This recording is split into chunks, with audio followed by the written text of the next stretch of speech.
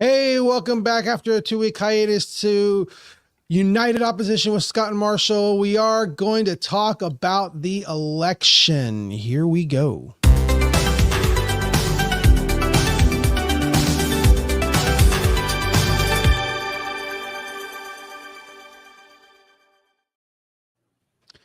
Just to kick it off, I don't know that I'm not necessarily going to be like, that's not going to be me. Although I do have to get this out of the way. I chose this bottle today. Yes, it does say it's bottled with liberal tears, but that's all I'm going to do. That's all I'm going to say. That's all I'm going to drink my, Freedom 2.0 water, freedom20.com. Freedom 2.0 water is a sponsor here of 511. I am going to drink my water. Just give it a little bit of a sip as we kick it off with those liberal tears. And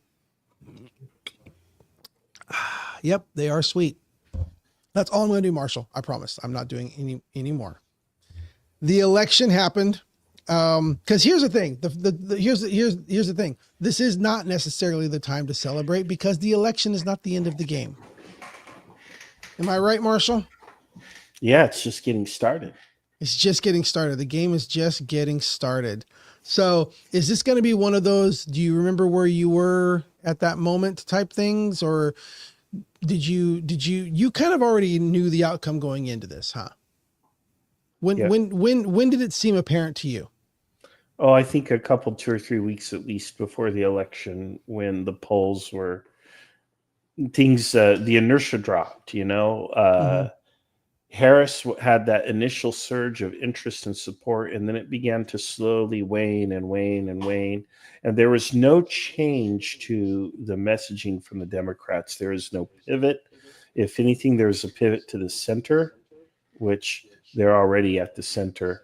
And there's nothing that I saw. There was no coherent strategy that coalesced. There was no message to counteract Trump's message of frustration with the government. There was no acknowledgement of that, which is what drove a lot of people into Trump's arms.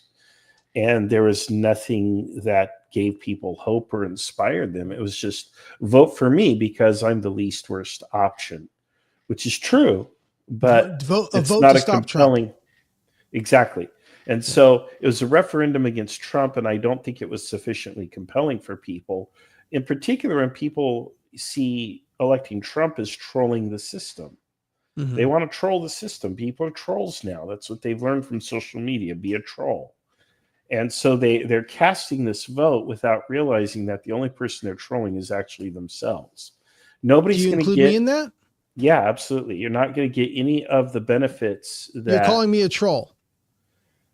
Did you vote for Trump to overturn the system, or did you vote for Trump because you actually agree with his policies? I agree with the policies. Then you're not a troll. Now, what policies do you agree with, though? I agree with the policies of the separation of men and women. Yes, there are men and there are women. This whole transgender thing. Do you think you're going to get that? Yeah. Well, what does that look like? Are you actually asking me what I agree with? No. Are you actually asking me what I agree with? Because I was going to give you a list of things, but you just immediately interrupted me after the first one. So do you want me to actually give you the list, or no? Let's take this first one because the experiment here is this: whatever it is that you lay out, you're probably not going to get it. But I want to know what it looks like. What does victory or success look like to you? What do you think you're getting in return for supporting this man and electing him to the highest land in the office? So I want to drill down into something specific, and so this works just fine. Again, just him is not quite enough, but the fact that it looks like it's going to be him and the House and the Senate, that then it looks like laws could be passed that would favor the positions that I believe we could get favorable laws towards the conservative side passed. And that's what I'm hoping for. I'm hoping that they really do what most politicians aren't able to do, which is fulfill their campaign promise. Most of the time they can't because they have opposition, and really there is no opposition at this point. I'm hoping that they will do what they said they would do, which is let's pass some laws that establish conservative values. That's what I'm hoping is going to happen. Okay. So again, what's a law? What do you expect to see? I would like to see just on that one subject. I would like to see some laws that say men cannot compete against women. That would be nice. I would like to have laws that say that. On abortion, we've already got what we can do federally. There's nothing else federally that I think needs to be done. I think that it comes down to the states. Go ahead and let the states decide how they want to do that, and people can travel to the states that they want to get what they want there. I would love for some more freedom in the firearms laws. This is the chance to do it, to actually gain freedoms back that were lost. I would like to see. Like what? Like firearms that I have owned before and can no longer own. Things that I have owned that said you were grandfathered in, and then laws have changed, said now you're not grandfathered in, and I've had to sell them or get rid of them out of state because this state said no. And so I would like some established laws that protect that right across the United States, as it should. Okay, so let's say 2 years go by. And you've got. And they've only got 2 years to do it, really, because probably in 2 years there's going to be an adjustment. The populace always does that, and they're going to go swing back, and the populace does not like having one side have all the power. Not for very long. In 2 years, when you have nothing of these things, what do you say or do then? How do you mean? Well, I mean, you've elected him to draw a very clear boundary between men and women. You don't want men competing in women's sports. You want firearm laws to be changed so that even though these are California state laws, you want the federal government to say, yes, you can have these firearms and so on. And that's fine. That's what you want. But what I'm telling you is, I don't think you're going to get any of those things. None of those things strike me as high priorities for a Republican administration, or things that they're willing to burn political capital on. These are, I think the less regulation. I think opening up, allowing this country to be free to, to be free in its own. What's the word I'm looking for? I'm trying to say fuel and oil. So you want us to open federally protected lands, natural preserves? No. I want the regulations that have stopped us refining and stopped us drilling to be off. That way the United States does not have to depend on foreign oil. There's plenty of oil in the United States to it not be under the control of foreign oil, and to reduce the gas prices. And reduce gas prices, reduce prices on everything. I would like housing to be less expensive. I would all the things that the right has been talking about illegal immigration. Like, illegal immigration is a big deal. It's not about migrants. My family came from migrants. The United States needs migrants coming in, but unfettered millions of people who are not being vetted, criminals from other countries, not every migrant that's coming in is criminals, but criminal elements are coming in and not being checked. They're freely flowing across and increasing crime in our country. And I think that can be stopped. I think that can be curtailed. I think there's a lot of things that can happen if we pass the right laws. And I think that the right has the ability to pass these laws now. So I'm hoping that they will do it. You believe that in 2 years, we're going to see lower gas prices. We're going to see energy independence. Energy independence. That's the phrase I was looking for. Thank you. And we're going to see a decrease or a stop in illegal immigration into the United States. We're going to see the legislation of conservative values, such as no men and women's sports and so on. And you would like to see a liberalization of firearm laws, even though that's at the state level, right? You want to see federal. You want the feds to come in and say this is now okay, and the state law has to be. The Second Amendment is a federal is a federal thing, not a state thing. The Second Amendment is saying nobody can, just the same, and no state can violate any of the other amendments. There needs to be some establishment that no state can violate that amendment either.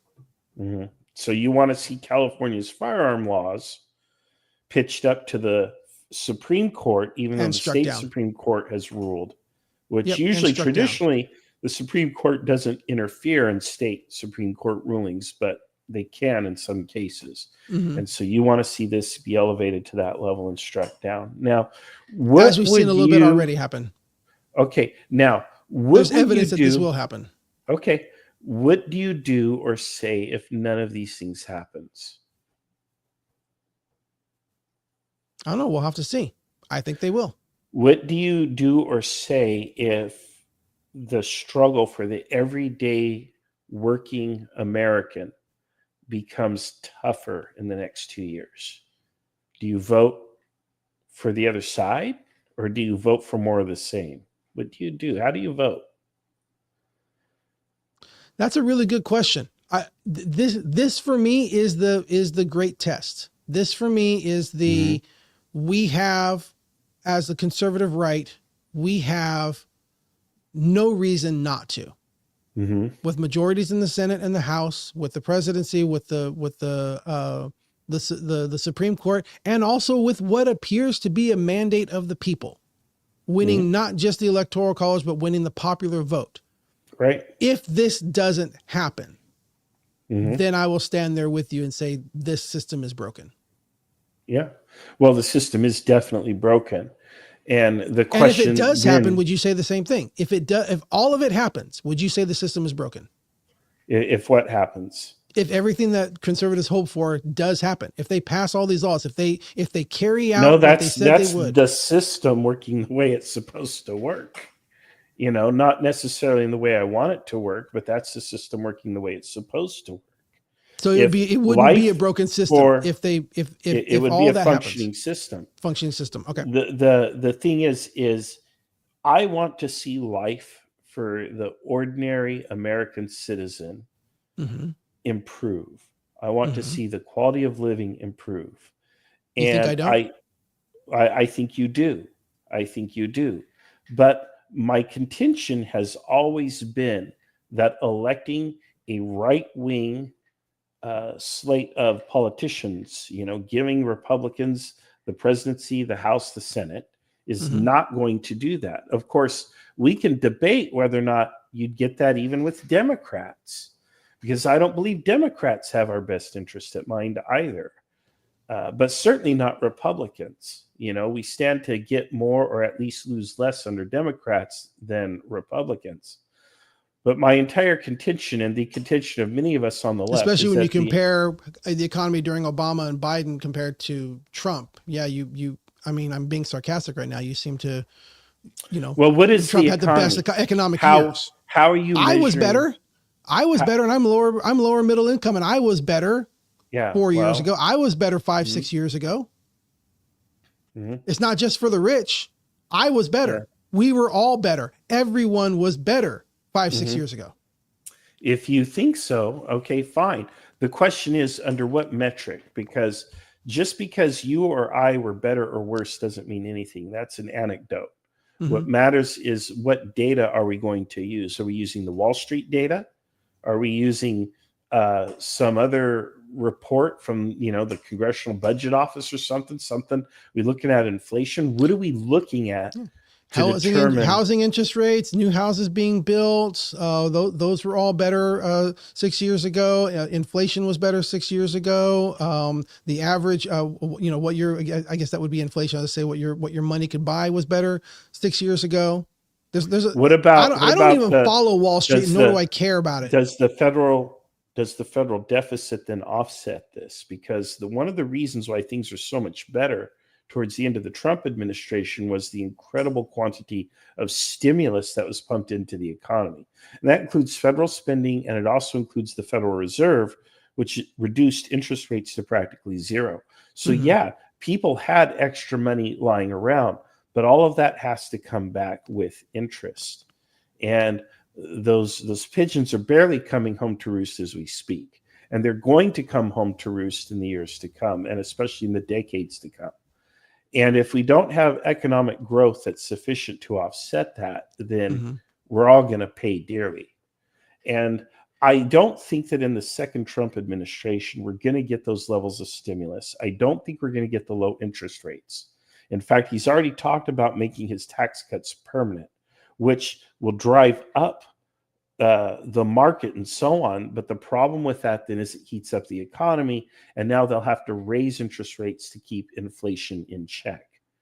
So we barely won the fight against inflation, and now it's going to kick off anew again.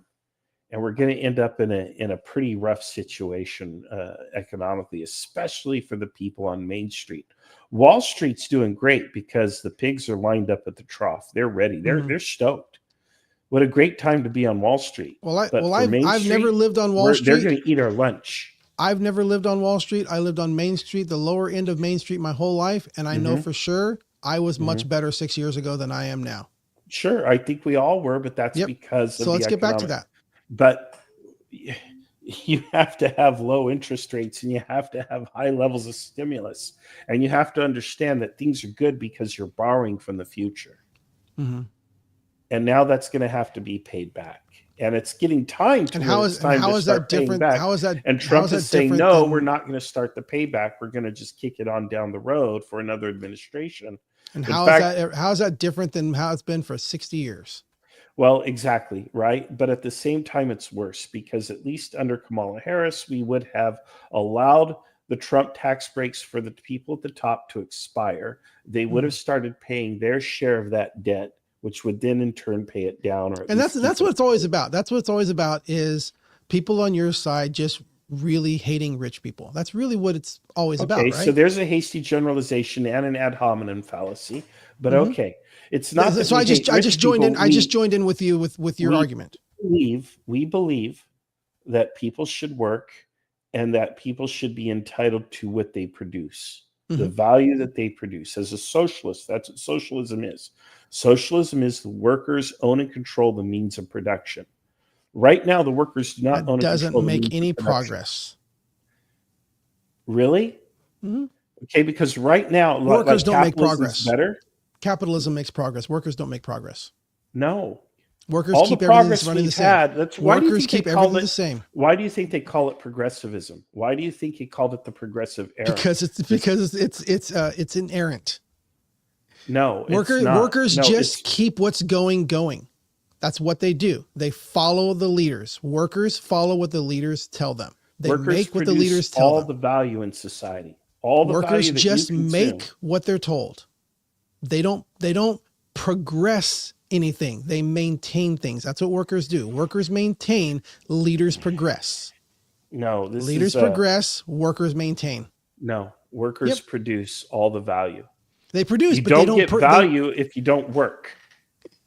You're using a different word. They don't progress. They don't advance. They maintain. Yes, they produce. They continue to produce what's already there. They maintain it. They keep on doing what they're told. They keep on doing what the leaders tell them to do. That's what workers do. Workers maintain. I'm not saying there are no leaders. Producing. Workers can be their own leaders. What I'm telling you is that you don't need a rentier class. You don't need a class of parasitic people on Wall Street who get paid simply because they own something and they never lift a finger or spin a wrench their entire lives. Because that's what we have right now. And we have over 95% of the world's wealth. You don't need to spin a wrench to produce something. You don't need to spin a wrench to produce something.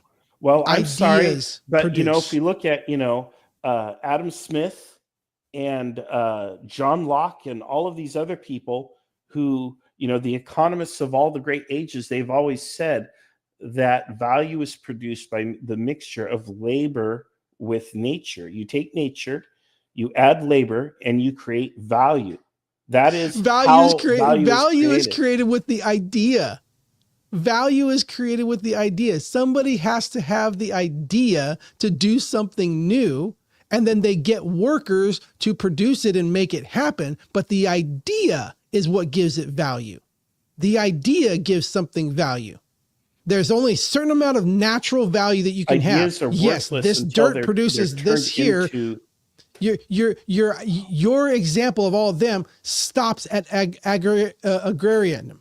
That's where it stops. Yes, there's earth and there's minerals and there's this and there's that, to all this stuff for farmers and agrarian and all that kind of stuff. I get that. That's a natural value. But beyond that, when you start getting ideas that make that have more value, that idea is what brought the value.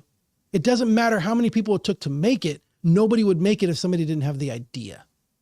We're getting off topic from the election, but we've had this discussion before, that people who have the ideas, if I have an idea, it should be valuable. I should be able to get value from that because I had the idea. The problem, while ideas can have some value, ideas are meaningless until they are brought into fruition. And they are brought into fruition by people who work. And people who work also have ideas. There is no and then need they become the entrepreneurs, and they're no longer the workers. And they're the idea people. They get paid by the idea, and now they don't have to work anymore. All right. So Scott, there are people out there who get wealth simply by owning the ideas that other people had. It's called a patent. They own the patent. They own the real estate. They own the capital, which is what produces They bought the idea. Whoever had the idea sold it and walked away with money that they didn't have before. And is that idea worth 95% of all the labor, all of the blood, sweat, and tears that people produce? Is it worth having this society where people are struggling to get enough to eat? So, it's like Victor Hugo put it, the heaven of the rich is made of the hell of the poor, And I'm not even saying that we have to eat all of the rich. I'm simply asking for some crumbs from this table. I am asking that we tip this balance a little bit more away, because right now the imbalance between the people who do the work and the people who consume the value of all that labor is greater than it was prior to the French Revolution. It's insane. And it's funny that you think that is something that's new. It's funny that you think that is something that's new. It's not new, but the thing is, revolutionary movements throughout history have brought us closer and closer to a level of equality. But once a new level of equality is reached, well, then the levers of power start getting twisted by the wealthy again. And, you end up with this imbalance. What's different now? What's different now, again, that has not existed in the majority of human history, is that capitalism allows anybody to make that shift. No, it does it's not. Your family. Yes, it does. Yes, it does. Anybody with a good idea can. Anybody can start in their garage and build an empire. Anybody. It doesn't matter what family you're from. There's no limitations. Name somebody who started in a garage and made it big. Name it. Steve Jobs. There you go. And do you know why you know that name? Because he started it. Because rare. Because it's rare. Yes, but it can happen. It couldn't happen. It could not happen before capitalism. Only the people who were in a certain class could do it. People didn't invent things and make things of themselves prior to capitalism. What did human history begin with capitalism 400 years ago? Let's take a look at that. Yeah. Let's take a look at that, because you have human history until the 1800s. And what do you have? The wheel, the wagon, horse pulled for thousands of years, bow and arrow, swords for thousands of years. And then you have the Industrial Revolution, which came after capitalism. Capitalism fed the Industrial Revolution, and then you had progress. Unlike you have seen in a lot, there are people who were born and saw the first flight, and before they died saw man walk on the moon. That level of progress didn't happen in thousands of years. It happened after capitalism. Happened after the Industrial Revolution, happened after more people could be rewarded for their good ideas. And the Soviet Union beat us at every step of this by copying everything we did. No, copying they didn't. Everything we did. They did not copy. Sorry, I'm sorry. Soviet copying everything the Germans we're relying did. on Soviet rockets to get to the International Space Station right Not now. anymore. Now we're doing it with privately owned capitalist people in the United States sending people to the space station. And not the government. Just last month, astronauts returned on a Soviet, Soyuz rocket. So yeah, that's happening. But what's also happening is that capitalism is outpacing both of them. So what you're capitalism is outpacing NASA and we outpacing the Soviets. Unless not the we Soviets allow anymore, but Russia. 1% to consume 95% of the world's value, we will never make any progress. That this is the only arrangement where progress is possible. Where 1% seems like the evidence 95%. points to that. Yep. Wow. It seems like the evidence points to that. Then that's it, man. I'm done because we can't have a conversation, and there's no. We're having a conversation right now. No. Yes, we are. This is that's what we're talking about. But that's what we're talking about. That's what the United Opposition is about, is that you and I can have this conversation without name calling. That you and I can have this conversation. I'm not going to call you any names, Scott, but I can't have a conversation on this topic if you don't even agree on the labor theory of value. What do you mean? Hold on a second. So I can't have a religious conversation with you if you don't already agree that there is a God. That's ridiculous. Of course we can have a conversation even though we don't agree. Of course we can have a conversation even if we don't agree on fundamental basic realities. Then if we don't agree on the same set of facts, or you don't get to decide what are the fundamental basics of reality. No, I'm not. That's what we get to discuss. That there are people out there who have established these things. Adam Smith, right? Adam Smith. You know who Adam Smith was? Okay, again, you're saying economics. Again, what you're saying is you're saying is there's an expert, therefore that is the only side you can be on. That is your arrogance. That's your own Marshall. side's expert. It doesn't matter. I don't agree that one expert defines it. Well, I don't agree. I agree. I believe we can keep talking about things. And I believe that just because an expert says this, that is not the end of the discussion. I'm sorry. Just because an expert says, that's not the end of the discussion. Just because an expert 500 years ago said this, that's not the end of the discussion. But where does value come from then? How is value created? You told me somebody has an idea, they get the little cloud with the question mark or an exclamation point above their head, and suddenly they're rich? No. Okay, so obviously the idea isn't tell me the steps between idea and money. I have an idea. What's the steps between I have an idea and I get money in my hand? What do I have to do to take the little exclamation point in the cloud above my head and get money in my hand? And you don't have to lay it out, because I can tell you now, at some point I have to do some work. Someone has to do some work. Yeah, but those people would not have done the work without the idea. It's the chicken and the egg. It's the chicken and the egg, and the egg is the idea. Long before the chicken egg is the idea. Yeah, but I'm just saying, for the next chicken, there has to be an egg. Yes, there already is a chicken right now, but for the next chicken, there has to be an egg. Workers don't produce new eggs. Workers just keep the chicken alive. They just keep the chicken alive. They just keep the chicken alive. No, see, that's the thing, is you're talking down the contributions of people who labor, people who work. And that makes me anybody can labor. That's why anybody can labor. Yeah, and yet I can get this idea. I can get this idea. And I have the idea. I came up with the idea. I can get this laborer to make it happen for me. If they can't, then I can get that laborer to make it for me. If they can't, then I can get that laborer. The labor is not the value of the idea. The idea is the value. And I can grab any laborer. Why don't you do it? I can grab any laborer. Why do you have to make the idea happen for you? Why don't you do it? Again, I'm going to. I'll pay the person to do it. No, you. But do I can it. pay. You do it. I can pay any person. No, you do. That's the thing. You do it That's yourself. why the values. That's why the value is in the idea. Why do you need an army of laborers to produce your idea? Why can't you just do it yourself? Because you need a bunch of people to do it.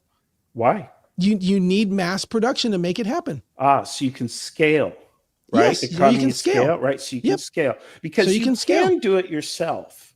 Yeah. You just But want I to can scale. I want to okay? scale it, but I can scale But it with anybody. why do you have to scale it and consume 95% They of the can't value? scale my idea without my idea, but I can Well, you scale it can't without scale that it specific. without them. But I can scale it with somebody else. That's the difference. If It's nobody- individual. Again, that's the there you difference. go. Hold on. No. That's And the this is that's why the we need difference between solidarity of the working class. this is why you and I will always come to this disagreement, is that you're about mankind and I'm about the individual. And that's never going to change, but we need to talk about that. It's the difference between man and men. And I say that in general in humankind, but it's not gender related, but I'm saying it's the difference between you know what I'm talking. I follow. It's about an individual. It's not about. It's about. We should always be about the individual rights. Government should always be about protecting individuals, because any atrocity can be committed on behalf of civilization. Any atrocity can be committed on behalf of a group. But if we put individual rights first all the time, then it's much more difficult to do that. It's much more difficult to take action against individuals than it is to take action against groups. If you can group people into groups, then you can coerce groups into attacking other groups. But if you try to make everybody understand the individual is the most important thing, the individual rights is the most important thing, then it's harder to trample those. That's why I don't like groupthink. I don't like the whole. I know we're running over on time. I'm sorry about that. We didn't even hit the conversation that we were aiming that we were aiming to hit. But this is an important conversation, and it's going to come down to that difference, the difference of individual versus and we can discuss that, and I can try to win you over. You can try to win me over. But to say that it's no longer worth the discussion saddens me. Well, I don't want to go there. I don't want to go there. There's respect for individual rights, and then there's sociopathy. And what has happened is we have gone far beyond respect for individual rights and into full-blown sociopathy, where our American society and our American economy is a free-for-all. It is a dollar-grabbing machine out there on Wall Street. And they are grabbing dollars and stuffing them into their pockets like they're on a game show. And the rest of us are left with very little. And I believe to bring it back, that frustration is then harnessed to reinforce the system. And that's where the frustration and the upset is coming from. And to bring it back to the topic as we close out here, I believe, and most of the conservatives who voted voted for Donald Trump, I believe that this opens the door to protect more individual freedom. This opens the door to bring back these individual freedoms and rights, and to stop making identity politics, stop putting people against people, stop putting groups against groups. You are you make you happen. And if that means that there's a percentage of people who game the system over others, but it leaves the door open for any of us to advance, I would rather have that than have a system that tries to lower everybody to the same low standards. That's the difference. And I believe this election has opened the door. If they follow through, if they don't follow through, then you're right. If in 2 years, none of this has happened and this has been squandered away, just like any other politics. But I think you'll agree that that the people who have won this political season aren't like people who have been in politics before. I think we both can agree on that the people who have been elected this season are not the same type of politicians that have existed in the past. I'm hoping that we can, I'm hoping that they will do what they said they're going to do. And I'm hoping because they do that it'll end up being the advancements that we're hoping for, that individual liberties are taken care of. Again, I would rather have a portion of people gaming the system if it means that I still have access to that.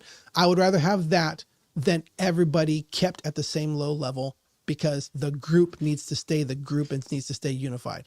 That's where I'm at. That's why I think, that's why I'm hoping this election has brought about. And that's what I believe most of the people who made the votes that they did believe that's where it's going to go. That's the intention. Okay.